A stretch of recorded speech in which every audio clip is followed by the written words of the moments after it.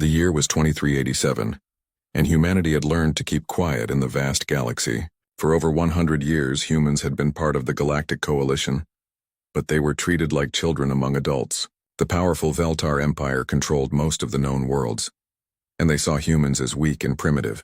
Human weapons were old-fashioned kinetic guns that fired metal bullets, while the Empire used advanced energy beams and plasma cannons. Dr. Hana Kim floated in zero gravity inside the ancient ship, her helmet light cutting through the darkness. The vessel had been drifting in the asteroid belt near Ceres for who knows how long. Mining robots had found it by accident 3 days ago, and now she was leading the first team to explore it. "This is impossible," she whispered to herself as she moved through the corridors. The ship's design was completely unknown to her, yet it was clearly human-made. The writing on the walls was in Korean and English, but the technology looked both old and incredibly advanced at the same time. Her team member, Dr. Yoon Ji-ho, called out from the bridge. "Hana, you need to see this." "The computer systems are still working." She pushed herself through the narrow hallways toward the bridge. The ship was huge, much larger than any human vessel she had ever seen. The walls were covered in thick armor plating that looked like it could stop a nuclear explosion. Strange weapons lined the sides of the ship, massive guns that were bigger than anything in the current human fleet. On the bridge, ancient computers hummed with life. The screens showed star maps and weapon systems that Hana had never seen before.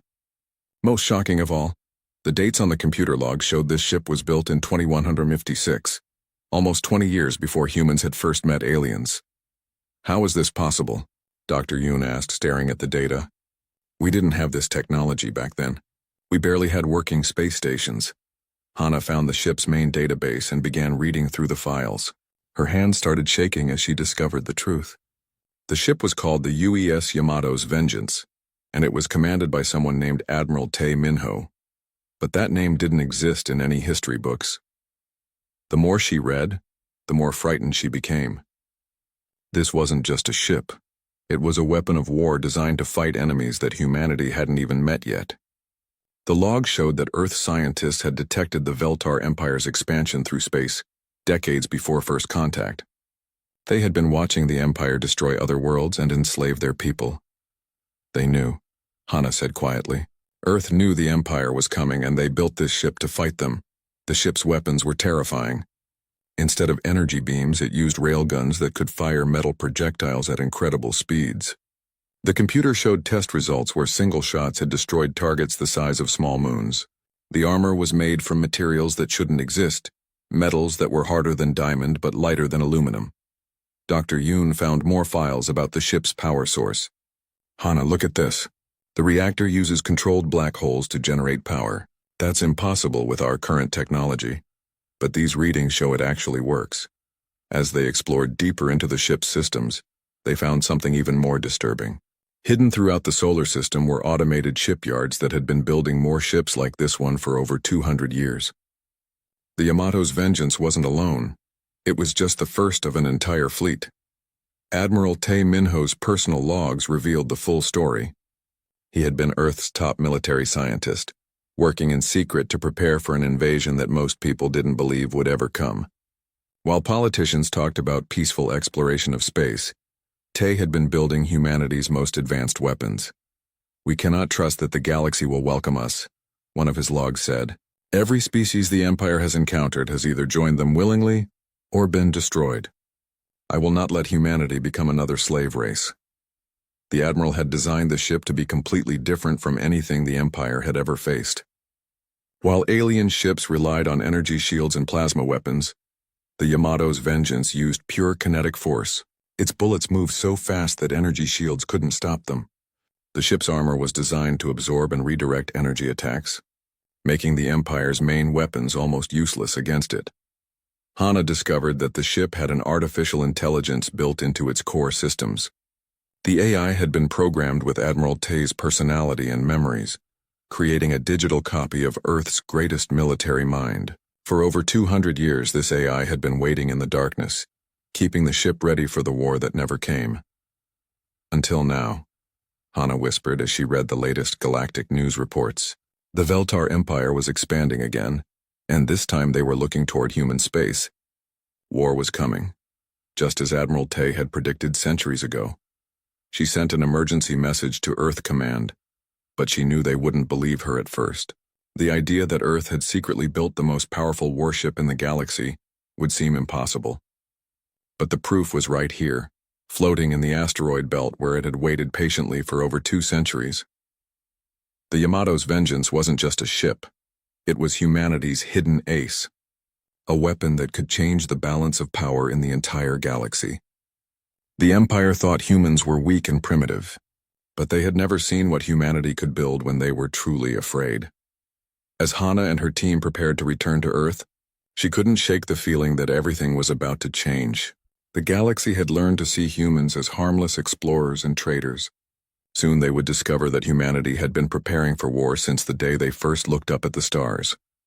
The Forgotten Guardian had been found, and Admiral Tay Minho's long wait was finally over. The time had come to show the galaxy what humanity was really capable of when they stopped pretending to be peaceful. War Marshal Ketmos stood on the bridge of his flagship, watching the tactical display with bored confidence.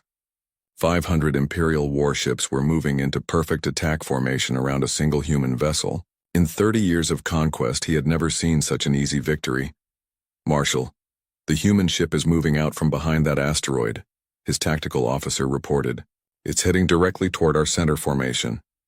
Ketmos studied the enemy vessel through the main viewer. It was larger than most human ships, but nothing compared to Imperial dreadnoughts.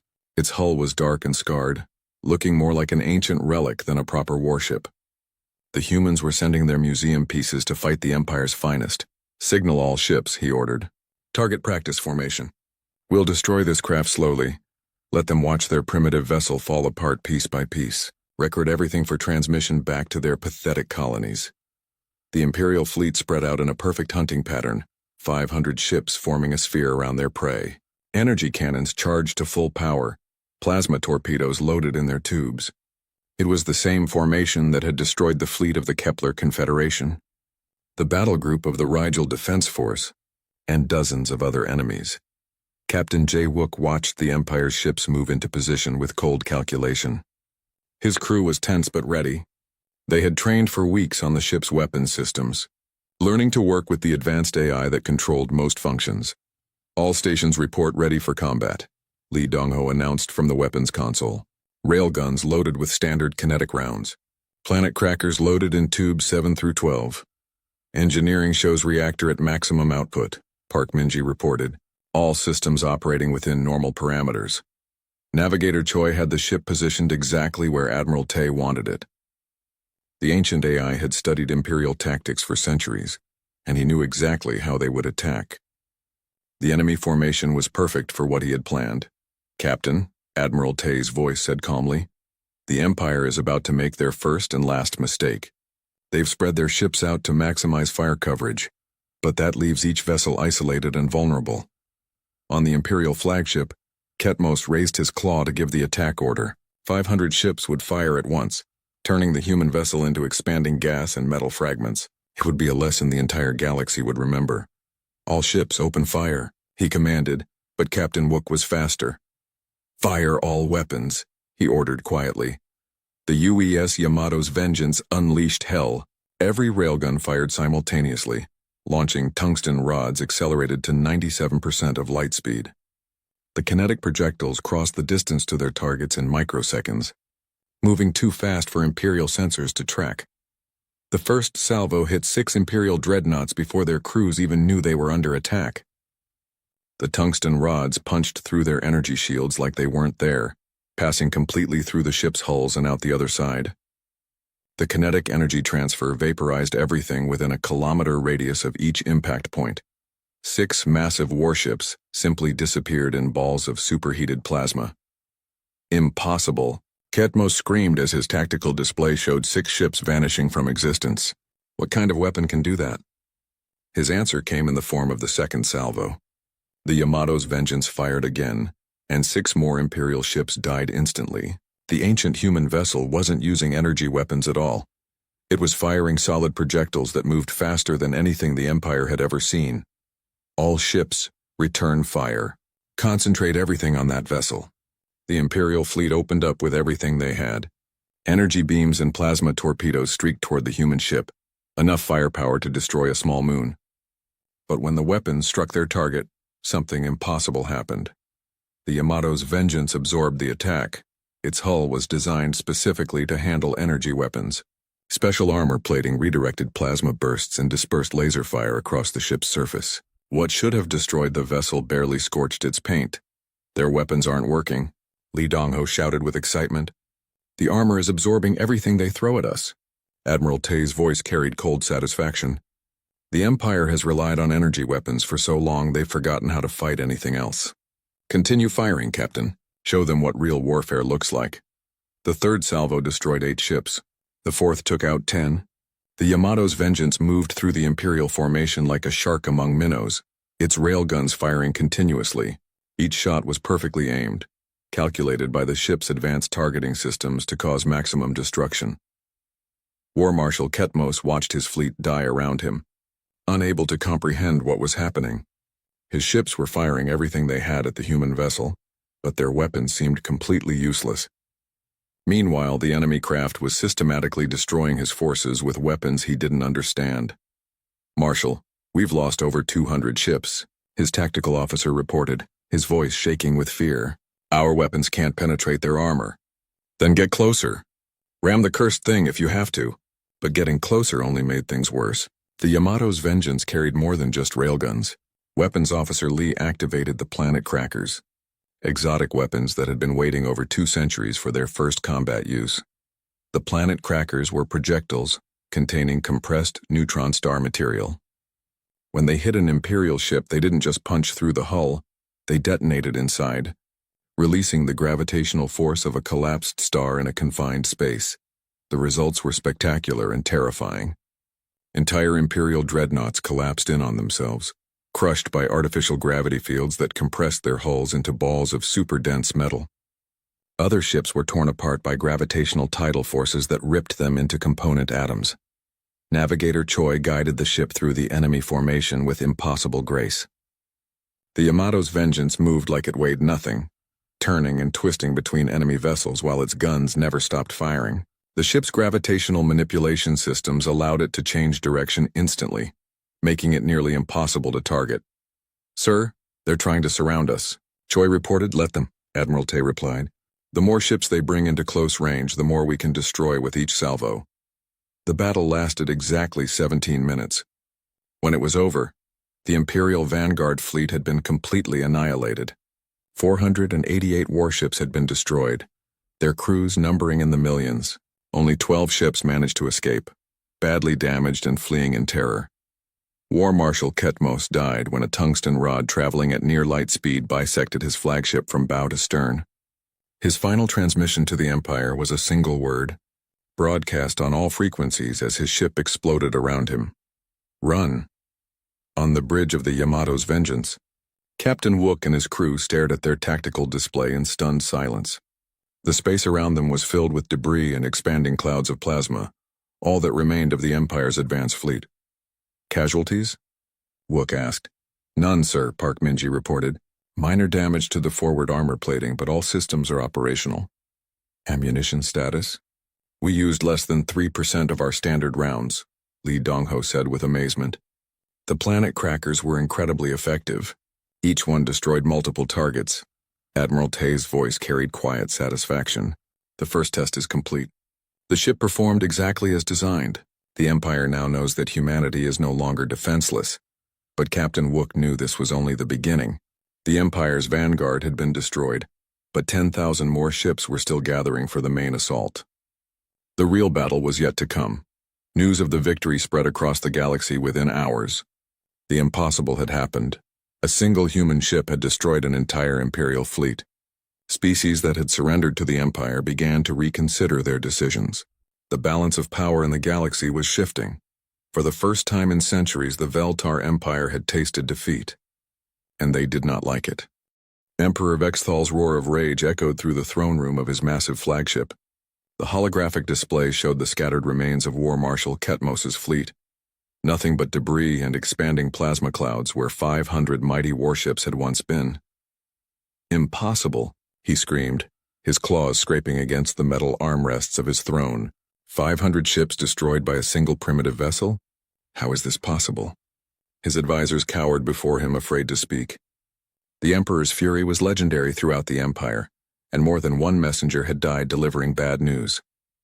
Finally, his chief military advisor, General Morkan, stepped forward. "My Emperor, we have analyzed the battle recordings from the surviving ships. The human vessel used weapons we have never encountered before.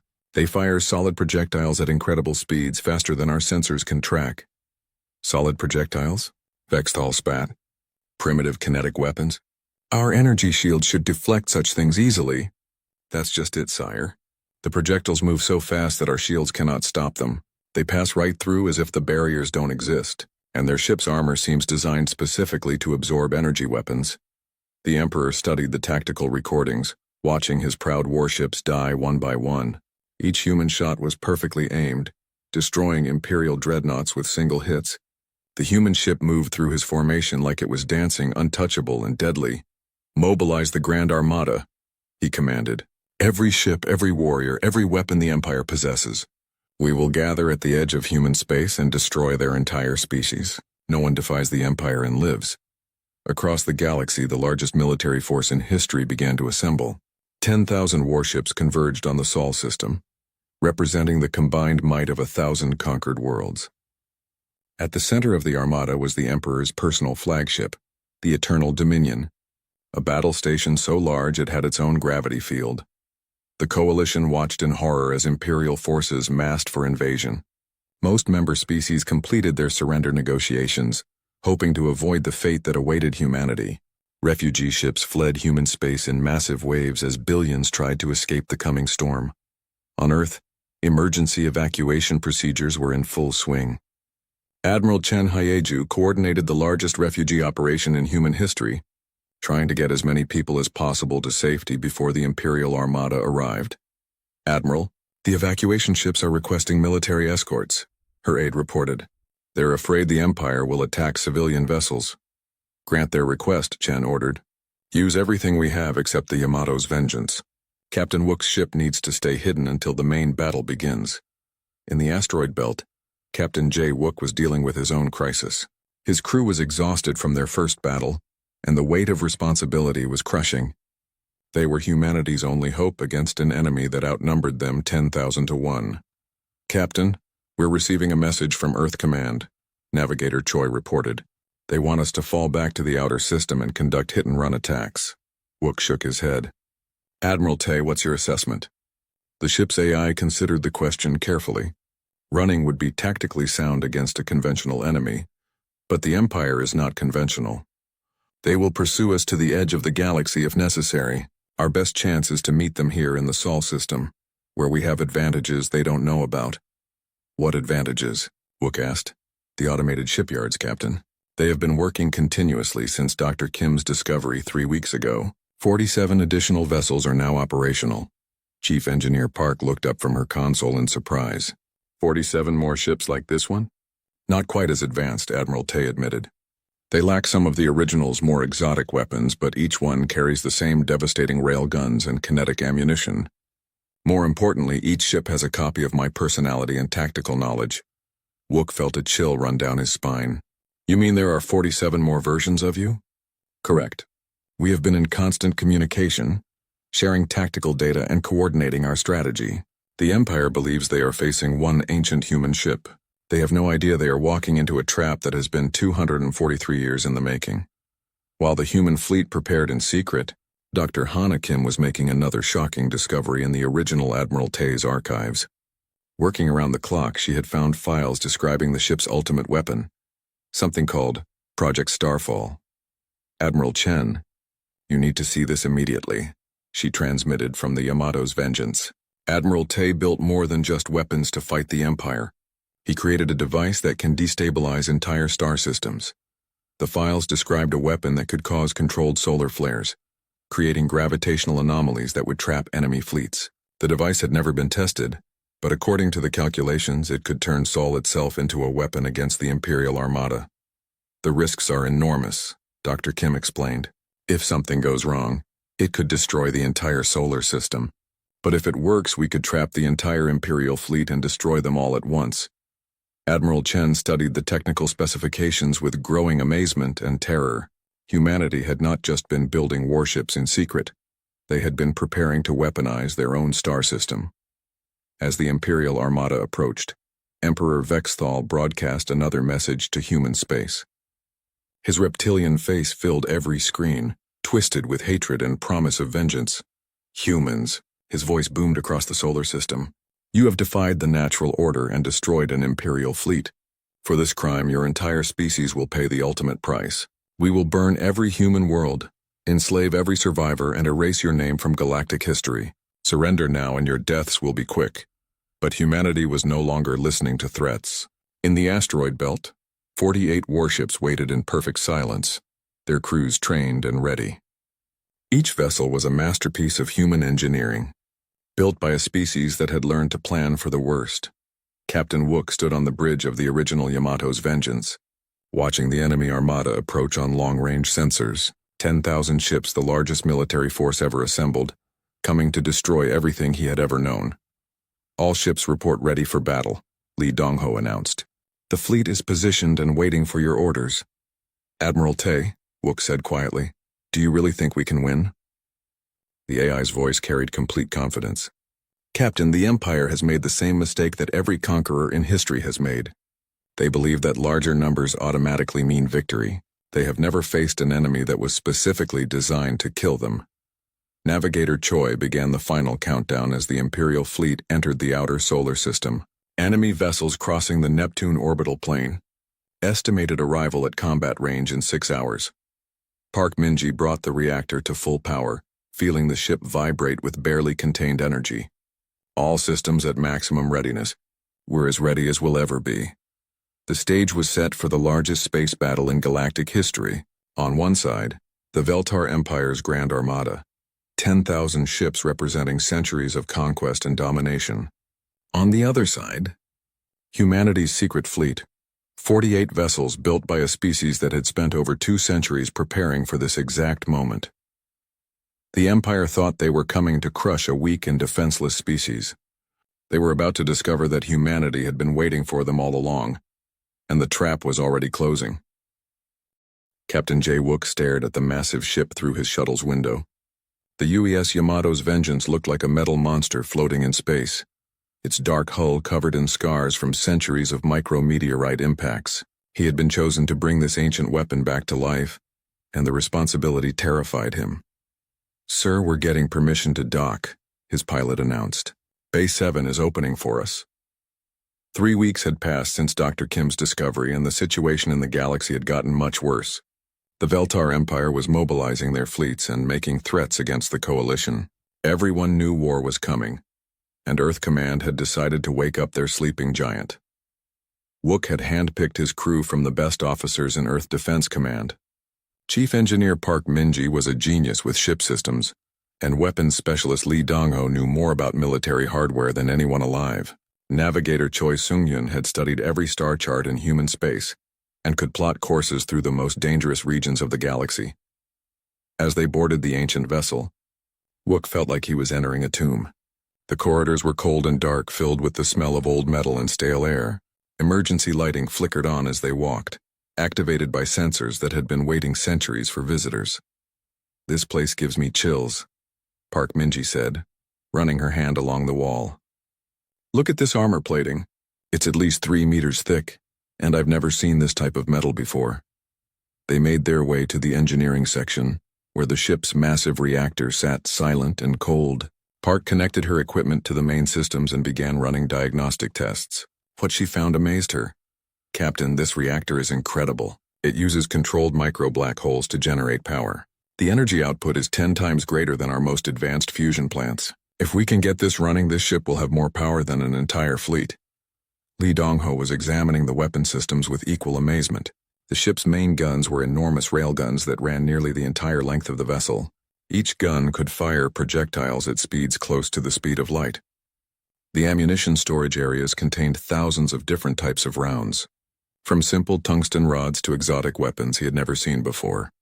Captain, look at these, Li said, holding up a strange metal cylinder. The computer calls them planet crackers. According to the specs, they contain compressed neutron star material. One of these could destroy a small moon. Navigator Choi was working on the bridge trying to understand the ship's movement systems. The Yamato's Vengeance was incredibly fast and maneuverable for something so large. Its engines used technology that human scientists were still trying to figure out. Sir, the propulsion system uses something called gravitational manipulation. It can change the ship's mass and inertia at will. This thing can turn on a credit chip and accelerate to incredible speeds without crushing the crew. As the team worked to restore the ship's systems, something unexpected happened. The main computer suddenly came online by itself, and screens throughout the bridge began displaying information. A voice spoke from the speakers, calm and authoritative. Crew identification confirmed. Welcome aboard the UES Yamato's Vengeance. I am Admiral Tae Minho, ship's commanding intelligence. Captain Wook nearly jumped out of his skin. The voice sounded completely human, warm and friendly despite coming from a machine. You're the ship's AI? Correct. I am a complete personality matrix based on the original Admiral Tae Minho, who designed and built this vessel. I have been waiting 243 years, 7 months and 12 days for a crew to arrive. May I assume that the war has finally begun? Wook looked around at his shocked crew members. The Empire is threatening to invade Coalition space. Earth Command sent us to see if this ship is still operational. Excellent. All systems are functioning at optimal levels. I have spent the last 2 centuries running maintenance and upgrades. The Yamato's Vengeance is ready for combat. The AI began explaining the ship's capabilities in detail. Every system had been designed specifically to counter the Empire's standard tactics. While alien ships relied on energy shields and plasma weapons, the Yamato's Vengeance was built around kinetic warfare. Its bullets moved so fast that energy shields were useless, and its armor could absorb and redirect most types of energy attacks. The Empire's military doctrine is based on overwhelming numbers, Admiral Tae's voice explained. They surround enemies with superior forces and destroy them with concentrated energy fire. This ship is designed to make those tactics suicidal. Park Minji was studying the reactor specifications with growing excitement. Admiral, how did Earth develop this technology in 2156? We didn't have anything close to this capability back then. Fear is a powerful motivator, the AI replied. When my original discovered that a hostile empire was expanding toward Earth, he dedicated his entire life to preparing for war. I worked in secret for 30 years, developing technologies that wouldn't be officially invented for centuries. Lee Dongho found the ship's tactical systems and began learning how the weapons worked. The railguns could fire different types of ammunition depending on the target. Standard rounds were tungsten rods that relied on pure kinetic energy. Advanced rounds contained exotic materials that could punch through any known armor. The key to victory against the Empire, Admiral Tae explained, is to engage them at extreme range with overwhelming firepower. Their ships are built for close combat with energy weapons. They have never faced an enemy that can destroy them from 1,000 kilometers away.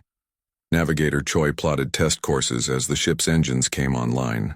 The massive vessel hummed with power as centuries-old systems awakened from their long sleep. Despite its age, everything worked perfectly. Admiral Tae had designed the ship to last forever. Captain, the AI said, I should inform you that the Yamato's Vengeance is not alone. Throughout the Sol system, there are automated shipyards that have been building additional vessels based on my design. Currently, 46 ships are in various stages of completion. Wook felt his heart skip a beat. 46 more ships like this? Correct. They are not as advanced as the original, but each one is capable of destroying an entire Imperial fleet. Earth has been preparing for this war for over 2 centuries. The Empire believes humanity is weak and defenseless. They are about to learn how wrong they are. As the ship completed its startup sequence, Captain Wook realized that everything had changed. Humanity was no longer the weakest member of the Galactic Coalition. Hidden in the darkness of space, they had built a weapon that could challenge the Empire's supremacy. The beast was awake, and it was hungry for battle. The message arrived on every communication channel in Coalition space at exactly 0800 hours, Galactic Standard Time. Emperor Vexthal himself appeared on screens across 1,000 worlds, his reptilian features twisted with arrogance and contempt. Lesser beings of the so-called Coalition. His voice boomed through the speakers. For too long you have existed in defiance of natural order. The Veltar Empire has brought civilization to countless worlds, and now we offer you the same gift. Surrender your weapons, submit to Imperial rule, and your species will be allowed to serve the Empire. Refuse, and you will be eliminated. The Emperor's image shifted to show vast fleets of Imperial warships gathering at the edge of Coalition territory. 10,000 ships, each one a floating fortress bristling with weapons. At the center of the Armada was the Emperor's personal flagship, a massive battle station the size of a small moon. You have 7 days to decide, Vexistal continued. Beginning with the primitive humans, all Coalition worlds will surrender or burn. The Empire's patience is at an end. The transmission ended, leaving the galaxy in stunned silence. In emergency sessions across Coalition space, governments debated their response. Most wanted to surrender immediately. The Empire's Grand Armada was the largest military force ever assembled. No one had ever successfully resisted it. On Earth, the situation was different. Admiral Chen Hieju sat in the command center beneath the surface of Luna, watching reports stream in from across human space. Panic was spreading through the colonies as civilians tried to book passage on any ship leaving Imperial space. "Ma'am, we're receiving surrender offers from 12 Coalition members," her aide reported. "The Rigel Republic, the Alpha Centauri Union, and the Tau Ceti Federation have all agreed to submit to Imperial rule." Chen studied the tactical display showing the Empire's fleet positions. 10,000 ships against barely 300 Coalition vessels. It should have been hopeless, but she knew something the rest of the galaxy didn't. Floating in the asteroid belt, the UES Yamato's Vengeance was completing its final preparations. Captain Jay Wook's voice crackled over the secure communication link. "Admiral, we're ready for deployment. The ship is fully operational, and my crew has completed basic training on the weapon systems." 1 ship against 10,000, Captain. Those are terrible odds. "With respect, ma'am, Admiral Tay doesn't think so. He's been studying Imperial tactics for over 2 centuries. He believes the Yamato's Vengeance can handle their entire armada." Chen wasn't sure if that was confidence or madness, but it was the only hope humanity had. "You have authorization to engage the enemy at your discretion, Captain. Try to buy us enough time to evacuate the outer colonies." While Captain Wook prepared his ancient warship for battle, Dr. Hana Kim was making another incredible discovery in the ship's archives. Working around the clock, she had been translating Admiral Tay's personal files, and what she found changed everything. "Admiral Chen, you need to see this," she said over the communication link.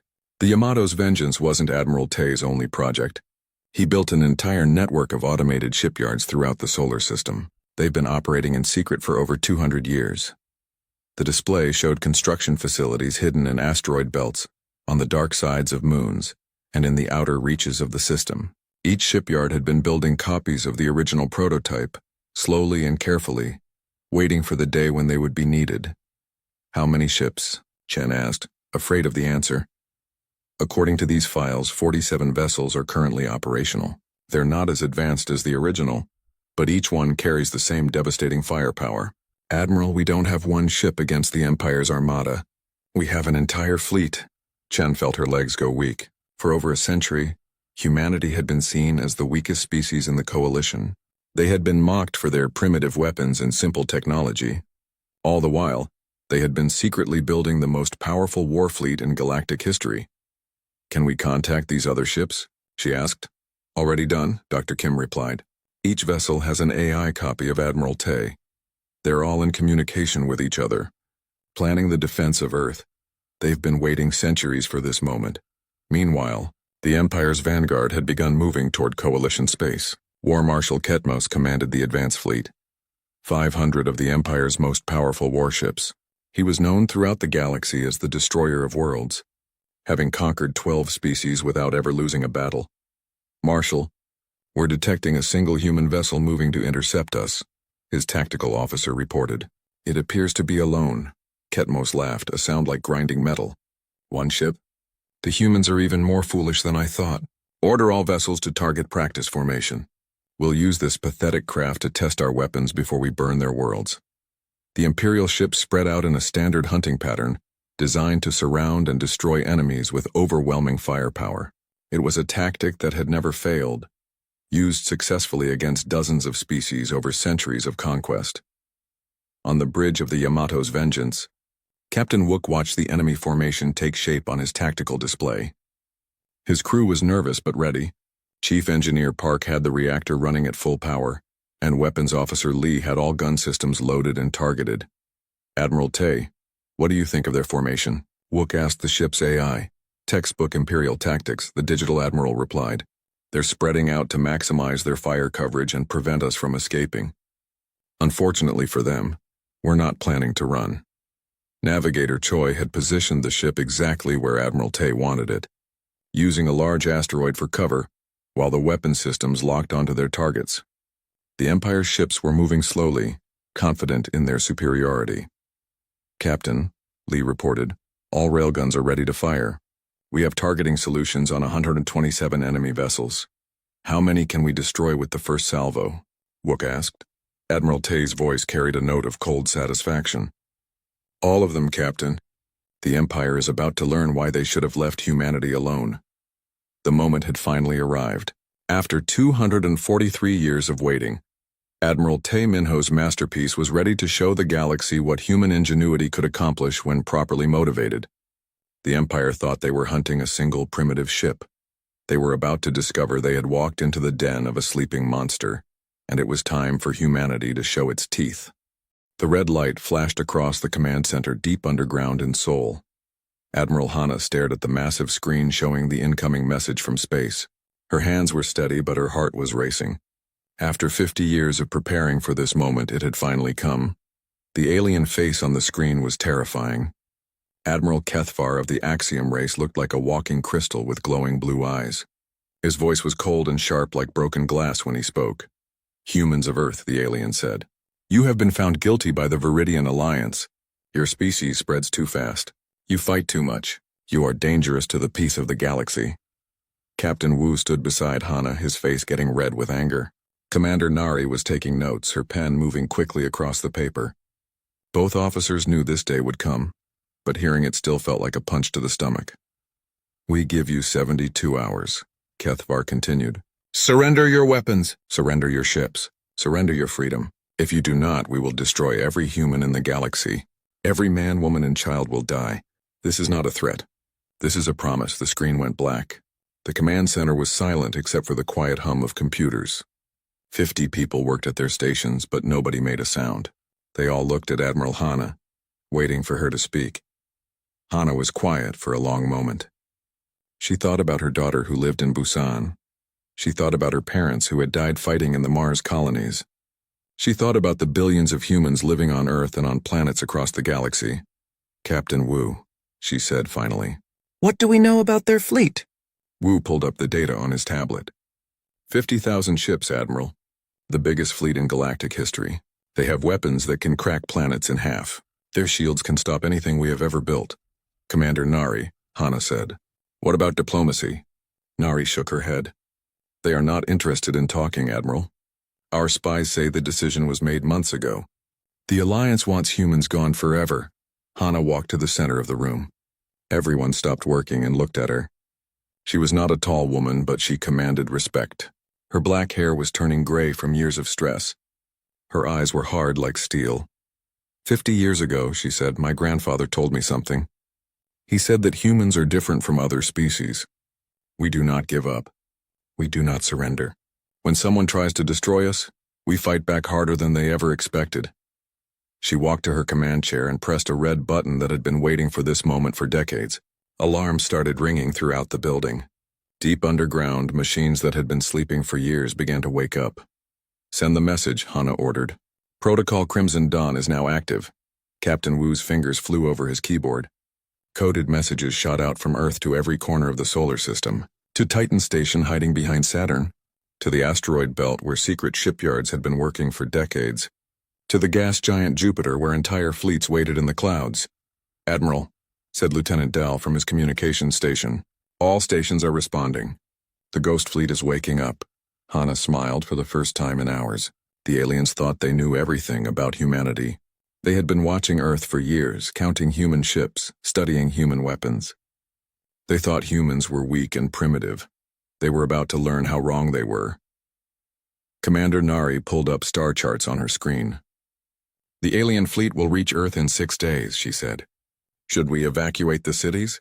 No, Hana said. We stay and fight. Send a message to all human colonies. Tell them what is happening. Tell them to prepare. Captain Wu looked confused. Admiral, with respect, we cannot win this fight. They have 50,000 ships. We have maybe 500 that they can see. Hana's smile grew wider. Captain, they can see 500 of our ships, but they cannot see the other 200,000. The room fell silent again. Even the officers who knew about the secret projects felt their hearts skip a beat. 200,000 ships. It seemed impossible. For 50 years, Hana explained, we have been building ships in secret, inside asteroids, inside the atmospheres of gas planets, in dimensions the aliens cannot detect. We learned from every alien ship that crashed on our worlds. We studied their technology and made it better. She pressed another button on her chair. The main screen showed images from across the solar system. Ships that looked like nothing the aliens had ever seen were powering up their engines. They were sleek and deadly, painted black like the space around them. These are not normal human ships, Hana continued. These ships can phase through dimensions. They can create gravity wells. They can absorb energy weapons and turn that energy into more power for their own guns. Lieutenant Tay at the weapons station was staring at his screen in amazement. Admiral, the power readings from these ships are incredible. Each one is stronger than an entire alien battle group. The aliens think they are hunting sheep, Hana said. They do not know they are walking into a trap set by wolves. Commander Mina entered the command center carrying a thick folder of papers. She was the head of the secret shipyard projects, and she looked tired but excited. Admiral, she reported, all Baekdu-class dreadnoughts are ready for battle. The Hanbok-class fighters are loaded and waiting. The crews have been training for this day their entire lives. Hana nodded. How long until all ships are in position? 18 hours, Admiral. The aliens will never see them coming. The command center was now buzzing with activity. Officers were talking quickly into headsets. Screens showed data streaming in from across the solar system. The secret human fleet was moving into attack positions. Captain Wu was reading reports from the outer system. Admiral, our scouts report the alien fleet is moving slower than expected. They are being careful, checking for traps. Smart, Hana said, but not smart enough. She stood up from her chair and walked to the window that looked out over Seoul. The city was quiet, but she could see people in the streets looking up at the sky. They knew something was happening. In 3 days, she said to her officers, the aliens will arrive expecting to find scared humans begging for mercy. Instead, they will find the most dangerous predators in the galaxy waiting for them. The red alert lights were still flashing. The countdown had begun. In 72 hours, the galaxy would change forever. The Viridian fleet dropped out of faster-than-light travel at the edge of the solar system. 50,000 alien warships spread out in perfect formation, their hulls gleaming like jewels in the starlight. Each ship was the size of a small city, armed with weapons that could destroy planets. General Voxtar of the Helix race stood on the bridge of his flagship, the Death's Promise. He was 12 feet tall with 4 arms and skin like metal armor. His yellow eyes scanned the displays showing human ships in the distance. Only 400 ships? He laughed, his voice like grinding gears. The humans are even weaker than we thought. Admiral Kethvar appeared on his communication screen. General, do not underestimate them. Humans are tricky creatures. Tricky? Voxtar waved one of his 4 hands dismissively. Look at their ships. They are tiny. They have no heavy weapons. This will be over in an hour. Deep inside Titan Station, Captain Inho was watching the alien fleet on his screens. The station looked like a regular mining facility from the outside, but inside it was the control center for humanity's greatest secret. For 30 years, Inho had been waiting for this moment. All Ghost Fleet commanders, he spoke into his headset. This is Titan Control. Begin Phase 1 activation. Across the solar system, impossible things began to happen. Inside the great red spot of Jupiter, massive shapes started to move. What looked like space debris near the asteroid belt began to unfold into warships. Empty space itself seemed to crack open as ships phased in from other dimensions. Commander Mina was aboard the dreadnought Baekdu's Fury, hidden inside a hollow asteroid. She had spent 20 years designing this ship with her team of engineers. It was 5 miles long and armed with weapons that could tear holes in space itself. All crew members, she announced over the ship's speakers, prepare for dimensional shift. We are going hunting. The asteroid around her ship dissolved like smoke. The Bectu's fury emerged, its black hull absorbing light like a hungry shadow. Along its sides, weapons that looked like silver dragons were powering up.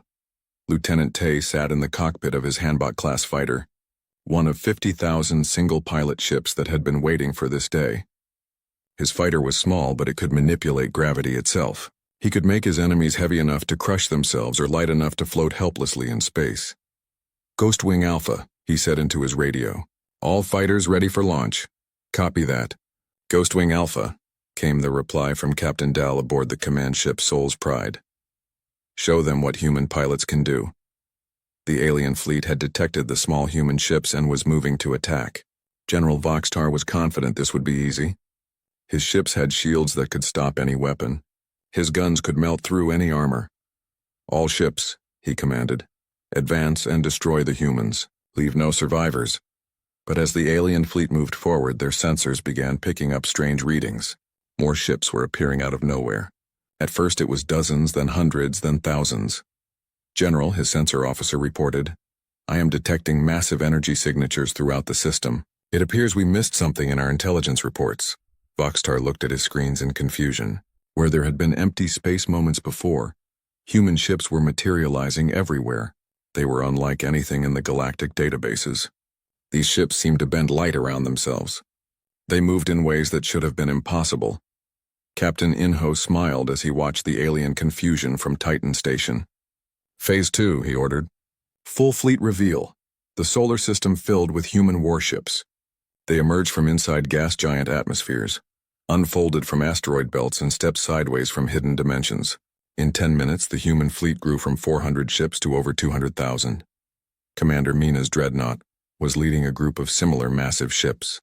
Each one was armed with dimension-ripping cannons and protected by shields that existed in multiple realities at the same time. She had named them after Korean mountains because they were as immovable and dangerous as the peaks of her homeland. "All Bectu-class ships," she commanded. "Target the enemy flagship. Let them see what human engineering can do." The Bectu's fury fired its main weapon. A beam of twisted space-time shot across millions of miles and struck General Voxtar's ship. The alien shields that had never failed before simply disappeared, dissolved by weapons that attacked reality itself. Lieutenant Tay and his fighter squadron were already among the alien ships. His small craft danced between the massive enemy vessels like deadly butterflies. When alien weapons tried to target him, he would increase his ship's gravity field and fall faster than their guns could track. "This is Ghostwing Alpha," he reported. "Enemy weapons are useless against gravity fighters. Beginning attack runs." His fighter squadron swarmed over the alien ships like angry bees. They would land on the enemy hulls, plant gravity mines that would crush the ships from the inside, then fly away before the aliens knew what hit them. General Voxtar's bridge was in chaos. His ships were being destroyed by weapons they had never seen before. His sensors could not track the human fighters. His shields were being eaten away by strange energy beams. "All ships retreat," he ordered. "Fall back to defensive positions." But as the alien fleet tried to retreat, they discovered that human ships had surrounded the entire solar system. There was no escape. Captain Dal aboard Soul's Pride had been feeding false information to the aliens for weeks through hidden spy networks. Every piece of intelligence they had about human capabilities was wrong. Every tactical plan they had made was useless. "Admiral Hana," he reported to Earth Command, "the aliens are trying to run. Should we let them go?" From her underground bunker, Admiral Hana's voice was cold and hard. "No survivors leave the system, Captain. They came here to commit genocide. They need to learn that attacking humanity has consequences." The human fleet moved like a perfectly coordinated machine. Ships that could phase through dimensions appeared inside alien formations. Gravity-based weapons crushed enemy vessels like tin cans. Energy-absorbing armor turned alien laser blasts into power for human guns. Commander Mina watched as her dreadnought's weapons tore through an entire alien battle group. The enemy ships were strong, but they were built to fight conventional warfare. They had no defense against weapons that attacked the basic forces of physics. "Target their command ships," she ordered. "Cut off their communications. Make them fight alone and afraid." General Voxtar realized that his mighty fleet was being destroyed by an enemy they had completely misunderstood. These humans were not the primitive savages from intelligence reports. They were apex predators who had been pretending to be prey. Send an emergency message to the Alliance, he commanded his communications officer. Tell them we need immediate reinforcements. Tell them everything we knew about humans was wrong. But even as he gave the order, Voxtar knew it was too late. His ship was surrounded by human fighters that moved like ghosts and struck like lightning. His shields were failing. His weapons were useless. The last thing he saw before his ship exploded was a human fighter pilot through his view screen. Lieutenant Tay gave him a small salute before his gravity mine turned the Death's Promise into a cloud of twisted metal. In 6 hours, the mighty Viridian fleet was reduced to burning wreckage floating in space. Not a single human ship was destroyed. The solar system belonged to Earth, and the galaxy was about to learn that humanity was no longer hiding. Admiral Bora stood on the bridge of the Teguk, humanity's largest warship. The ship was 10 miles long and armed with weapons that could create artificial black holes. Around her, the solar system was filled with the wreckage of the Viridian fleet, but the battle was far from over. "Admiral," reported her tactical officer, "we are receiving emergency transmissions from the aliens. They are calling for help from their home systems." Bora smiled coldly. She had been planning this moment for 20 years. The destruction of the Viridian invasion fleet was just the beginning. Now humanity would show the galaxy what true warfare looked like. "Let them call," she said. "We want their reinforcements to come. The more aliens we destroy here, the fewer we have to hunt down later." Commander June was leading a squadron of Arirang-class destroyers toward the surviving alien ships. His vessels were smaller than the enemy warships, but they were armed with quantum disruptors that could unravel matter at the molecular level. "All Arirang ships," he commanded, "target the alien command vessels. Show them what happens when you threaten human children." The human destroyers opened fire with weapons that made reality itself unstable. The alien ships' energy shields, which had protected them in countless battles, simply fell apart when hit by the quantum beams. The proud warships of the Viridian Alliance dissolved like sugar in rain. Captain Yuna was piloting the experimental ship Hwarang, a vessel that defied everything the aliens thought they knew about physics. Her ship could split into 12 separate units, each controlled by advanced artificial intelligence systems named after Korean historical heroes. "Admiral Yi, take point," she commanded her ship's AI. "General Yulji, flank left. King Sejong, prepare the trap." The Hwarang broke apart like a flower opening its petals, 12 deadly ships where there had been one, each moving with perfect coordination. The aliens fired desperately at what they thought was a single target, only to discover they were fighting an entire fleet. The remaining Viridian ships were trapped in the middle of the solar system with nowhere to run. Their faster-than-light engines had been disabled by human gravity weapons. Their communication systems were being jammed by technology that existed in multiple dimensions at once. General Kyung appeared on Admiral Bora's communication screen from his ship Bulguksa. He was the oldest human commander in the fleet, a veteran of the secret wars that had been fought in the shadows for decades. "Admiral," he reported, "our intelligence was correct. The aliens have no defense against dimensional warfare. Their technology is advanced, but it is limited to normal spacetime." Bora nodded. For 50 years, humanity had been reverse engineering crashed alien technology. But instead of simply copying what they found, human engineers had improved it. They had made it better, faster, deadlier. "How many alien ships are still functional?" she asked. "Less than 5,000, Kyung replied, "and they are scattered across the system. Most of them are trying to hide behind planets or moons." "Then it is time for the demonstration," Bora decided. "Show the galaxy what human mercy looks like." She opened a communication channel to all alien ships in the system. Her image appeared on their screens. A small Korean woman with graying hair and eyes like steel. "Attention, Viridian forces," she said calmly.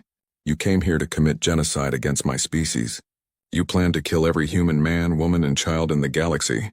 This was your choice." On the alien ships, terrified crews listened to the human admiral's words. They had never seen warfare like this. Their weapons were useless. Their shields were gone. Their mighty fleet was scattered wreckage. "However," Bora continued, "humans are not monsters. We do not kill for pleasure. Surrender now, and you will be treated according to galactic law. Continue fighting, and you will be destroyed with weapons you cannot understand."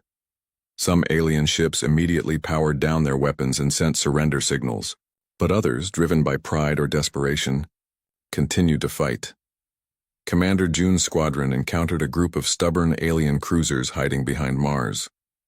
The enemy ships opened fire with everything they had, filling space with deadly energy beams. All Arirang ships, June commanded, demonstrate void steel armor. The human destroyers flew directly into the alien weapon fire. The energy beams struck their hulls and simply disappeared, absorbed by armor that turned enemy attacks into fuel for their own systems. The aliens watched in horror as their most powerful weapons made the human ships stronger. "Return fire," Jun ordered. "Quantum disruptors, minimum power. We want prisoners, not corpses." The human weapons reached out like invisible hands and gently took apart the alien ships. Hulls separated along molecular lines. Weapon systems simply stopped existing. Life support remained intact, keeping the alien crews alive but helpless. Captain Yuna's Hwarang was hunting alien scouts near Jupiter. The enemy ships were fast and tried to use the planet's gravity to escape, but they had never fought an opponent that could control gravity itself. "King Sejong," she told her ship's AI, "create a gravity well around Jupiter, make it impossible for them to escape." Space around the gas giant twisted and bent. The fleeing alien ships found themselves trapped in artificial gravity fields that pulled them in circles like water going down a drain. They could not escape, but they were not being destroyed either. "Admiral Yi," Yuna continued, "disable their engines. General Yulji, jam their communications. I want them alive for questioning." The Hwarang's 12 components moved like dancers around the trapped aliens. Precision weapons reached out and carefully destroyed only the systems needed to make the enemy ships helpless. The alien crews were captured without a single death. Back on the Taeguk, Admiral Bora was receiving reports from across the solar system. Human forces were systematically capturing or destroying every alien ship, but they were doing it with surgical precision that amazed even her experienced officers. "Admiral," her communications officer reported, "we are receiving surrender signals from over 3,000 alien ships. They are requesting mercy terms." "Grant them," Bora ordered, "but keep them under guard. We will need them as witnesses to what happened here." General Kyung's voice came over the fleet communication network. "All ships, this is Kyung. Long-range sensors detect reinforcement fleets approaching from 12 different Viridian home systems. Estimated arrival time 6 days." Bora felt her heart race with anticipation. The real battle was about to begin. The destruction of the invasion fleet was just a warm-up exercise. "Attention all human forces," she announced. "Phase 3 is now active. Operation Dragon's Flight begins in 12 hours. We are going to visit our new alien friends in their home systems." Across the solar system, human ships began forming into attack groups. These were not the same vessels that had fought defensively around Earth. These were hunter-killer fleets designed to carry the war directly to enemy territory. The aliens had made a terrible mistake when they decided to destroy humanity. They thought they were dealing with a weak species that could be easily eliminated. Instead, they had awakened the most dangerous predators in the galaxy. And now those predators were coming for them. Captain Yuna's Hwarang was already preparing to jump to faster-than-light travel.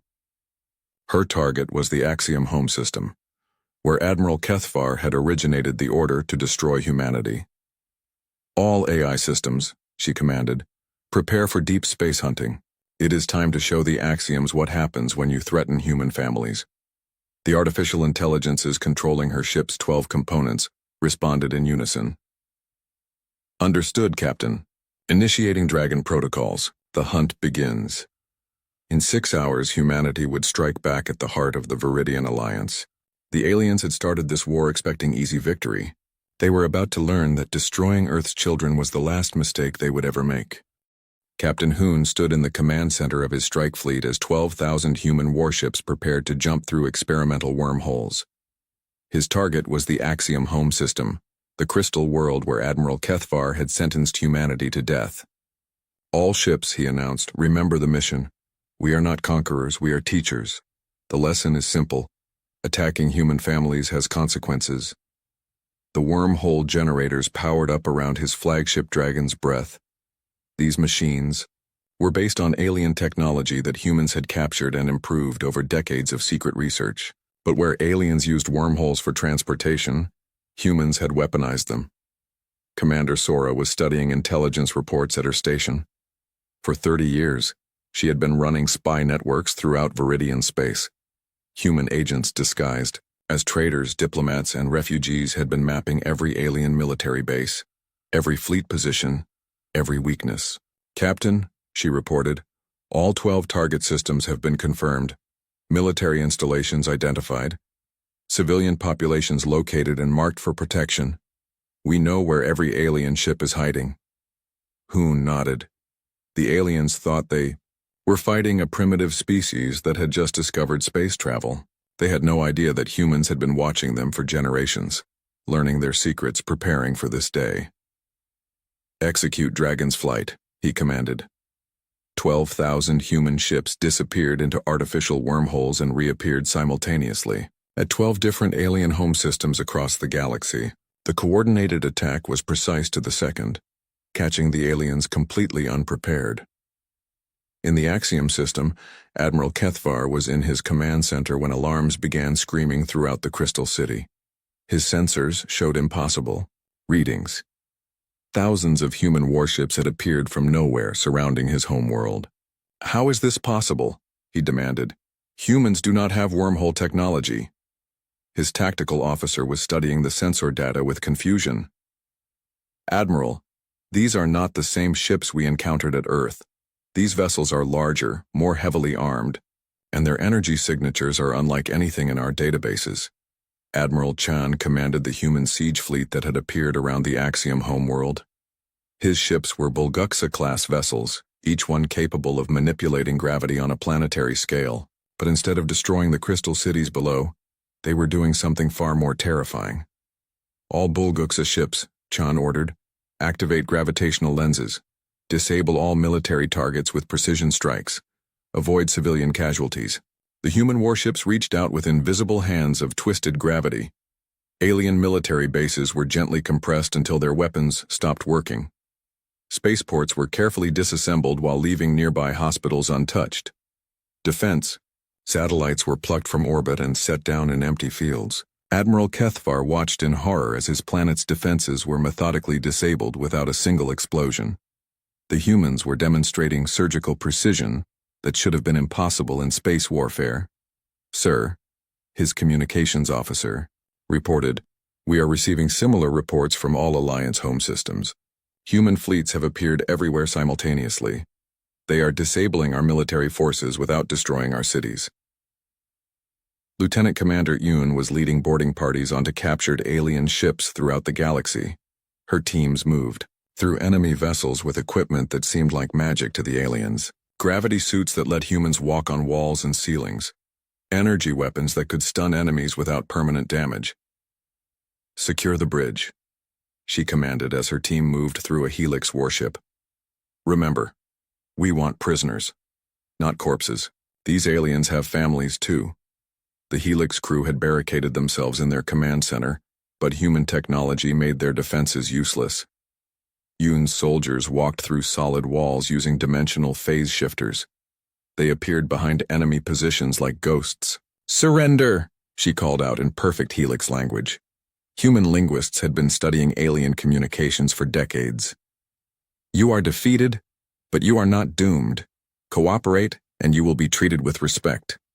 The alien captain was a massive creature with 4 arms and metal skin, but he was shaking with fear. He had heard stories about human brutality from Viridian propaganda. He expected torture and execution. Instead, when he surrendered, the humans gave him medical attention for wounds suffered in the battle. They provided food that met his species' dietary needs. They even allowed him to contact his family to tell them he was alive. Captain Hoon received reports from strike fleets across the galaxy. Every human attack had succeeded perfectly. Alien military forces were being systematically dismantled while civilian populations remained unharmed. "Commander Sora," he said, "what are the casualty reports?" Sora checked her data screens. "Minimal losses on both sides, Captain.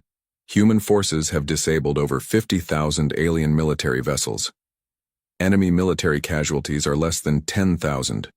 Civilian casualties are 0. Hoon felt proud of his species. Humans could have destroyed entire worlds in revenge for the attempted genocide. Instead, they were showing mercy that the aliens had never expected, but the demonstration of human power was having effects across the galaxy that went far beyond military victory. On the Helix homeworld, General Torval was receiving reports that terrified him more than any battle could. The humans were not just defeating his forces, they were studying them, learning from them, taking their technology and making it better. "Sir," his science officer reported, "the humans have captured our latest battlecruiser designs. But according to our sensors, they are already modifying the ships with improvements we never thought of." "What kind of improvements?" Torval demanded. "They have increased engine efficiency by 40%. They have made the shields stronger while using less power. They have added weapon systems that operate in multiple dimensions simultaneously." Torval realized the terrible truth. Humans were not just winning this war, they were learning from it. Every alien technology they captured made them stronger. Every battle made them smarter. The Viridian alliance began to fracture as member species realized they were facing an enemy beyond their understanding. The Moss people surrendered their entire fleet without firing a shot. The Silicon Collective offered to share their technology in exchange for peace. The energy beings simply disappeared into deep space, hoping to avoid human attention. Admiral Chan was coordinating the occupation of 12 alien home systems from his flagship. Human ships were positioned around every planet, but they were not behaving like conquerors. Instead, they were offering aid to alien populations that had been oppressed under Viridian rule. "Captain Lee," he spoke to one of his subordinates, "what is the situation on the former slave worlds?" Captain Lee's image appeared on his screen from orbit around a planet where millions of aliens had been forced to work in mines. "Admiral, the local population is celebrating our arrival. They are calling us liberators, not invaders." This was happening throughout Viridian space. Species that had been conquered by the Alliance were welcoming human forces as rescuers. The galaxy was learning that humans fought wars to protect the innocent, not to gain territory. But the most important lesson was being learned by the Viridian leadership themselves. They had started this war believing that humans were violent savages who needed to be destroyed. Instead, they discovered that humans were the most precise warriors in the galaxy. Admiral Kethvar sat in his crystal prison cell, guarded by human soldiers who treated him with professional courtesy. Through his window, he could see his homeworld functioning normally. The humans had removed his military forces but left his people free. "Why?" he asked his human guard, a young woman named Private Yoon. "Why do you show mercy to enemies who planned your extinction?" Private Yoon considered the question seriously. "Because," she said finally, "showing mercy when you have absolute power is what separates civilization from barbarity. You tried to destroy us because you feared what we might become. We are showing you what we choose to be." Across the galaxy, the message was spreading through every communication network. Humanity had not just survived the attempt at genocide, they had turned the tables completely. The hunters had become the hunted, but the predators had chosen to be protectors. The war that was supposed to end humanity had instead announced their arrival as the galaxy's new guardians. And every species in known space was beginning to understand that the age of Viridian dominance was over. The age of humanity had begun. The news traveled faster than light across the galaxy through quantum communication networks. In less than 1 week, humanity had destroyed the most powerful military fleet in galactic history and occupied 12 major star systems without killing a single civilian. Species that had never heard of Earth were suddenly very interested in learning about humans. Captain Ray stood on the bridge of the Cheongwade as it approached the Telthan home system. Her ship looked like a diplomatic vessel from the outside, but it was actually a mobile fortress that could destroy entire solar systems. The message was clear. Humanity came in peace but was prepared for anything. "Captain," her communications officer reported, "we are receiving over 3,000 requests for diplomatic meetings. Every major species in this sector wants to talk to us." Ray smiled. 3 weeks ago, most alien species had ignored humans or treated them like annoying insects. Now they were begging for meetings and offering gifts. Fear was a powerful motivator. "Schedule meetings with the reasonable ones," she decided. "For the others, let them wait. They need to learn that threatening human children has consequences." Admiral Sung was overseeing the transformation of former Viridian territories from his command ship New Sol. Planets, that had been under alien military rule for centuries were voting to join the newly formed Terran Federation. The aliens had ruled through fear, but humans were ruling through hope. "Admiral," reported Colonel Jin from the surface of a liberated world, "the local population has requested human governance systems. They want individual freedoms and scientific research programs like the ones on Earth." Sung nodded. This was happening everywhere. Alien populations that had been oppressed for generations were embracing human ideas about democracy, education, and technological progress. The galaxy was changing faster than anyone had expected, but the most important changes were happening in the minds of alien leaders who were beginning to understand what they had attempted to destroy. Commander, I was studying reports from human research teams across occupied space. They had been analyzing captured alien technology and making discoveries that explained humanity's rapid victory. "Admiral," she told Sung, "we now understand why human engineering surpassed alien technology so quickly. It is not just about intelligence, it is about how human brains work." She displayed brain scans on the main screen showing the differences between human and alien neural patterns. "Alien minds are highly logical and organized," she explained. "They think in straight lines and follow established patterns. This makes them excellent at improving existing technology, but terrible at revolutionary breakthroughs." "And human minds?" Sung asked, though he suspected he knew the answer. "Human brains are chaotic," Na continued. "Our neural networks are unpredictable, emotional, creative. We make connections that logical minds cannot see. We imagine possibilities that organized thinking cannot reach." Sung understood. Humans had not won this war through superior firepower or better organization. They had won through superior imagination. While aliens had been improving their existing weapons, humans had been inventing entirely new forms of warfare. The psychological impact of this realization was spreading through alien populations like a virus. Species that had considered themselves superior to humans were discovering that they had been surpassed by the galaxy's most creative minds. Captain Bin was leading exploration missions to the edge of Viridian space, searching for species that might still be hostile to humanity. His ship Pioneer's Dream was equipped with the most advanced sensors in human history, but he was also carrying ambassadors and teachers. "Captain," his science officer reported, "long-range sensors have detected a massive alien fleet hiding in the Vortex Nebula. Energy signatures suggest they are preparing for war." Bin studied the data. The fleet was composed of species he had never encountered before, aliens from outside. Viridian space who had heard about humanity's victories and decided to attack before humans could grow stronger. "How many ships?" he asked. "Approximately 80,000 vessels, Captain. They appear to be from multiple species working together." Bin considered his options. His single ship was outnumbered 80,000 to 1. Any sane commander would retreat and call for reinforcements. But Bin was human, and humans had stopped being sane the day aliens threatened their families. "Send them a message," he decided. "Tell them they have one chance to surrender peacefully." His communications officer looked confused. "Sir, they outnumber us massively. Should we not request backup?" "No," Bin said calmly. "Let them see what one human ship can do. Sometimes the best diplomacy is a demonstration of overwhelming force." The Pioneer's Dream moved toward the hidden alien fleet alone. The enemy commanders watched in disbelief as a single human vessel approached their armada. They assumed it was either a trick or an act of suicide. They were about to learn it was neither. Back in the occupied territories, former Viridian leaders were being educated about human history and culture. The goal was not to humiliate them, but to help them understand why their attempted genocide had failed so completely. Admiral Kethvar was attending a lecture by Professor Song, a human historian who specialized in warfare. The crystal being had expected propaganda and threats. Instead, he was receiving the most comprehensive military education of his life.